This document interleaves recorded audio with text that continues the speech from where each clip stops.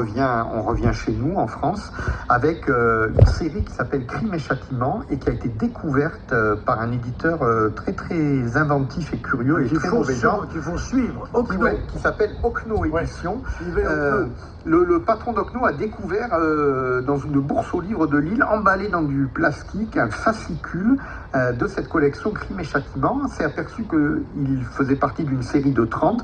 Ça a été publié dans les années 30 à l'initiative de Arthur Berned. Arthur Berned, qui est l'auteur de Judex, de Belphégor, et qui a créé une collection qui reprenait les faits divers célèbres de son époque et les racontait.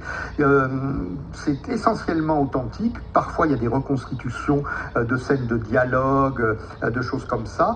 Et c'est une plongée passionnante dans les histoires criminelles de l'époque. Il y a déjà eu le premier qui est écrit, ils ne le sont pas tous de manière authentifiée par Berned lui-même, qui est l'affaire Bassarabo. Il y en a un sur Landru, également écrit par Berned. Il y a le vampire de Düsseldorf, la bande à Bono, vont venir une que j'attends avec impatience, qui s'appelle l'ogresse de la Côte d'Or.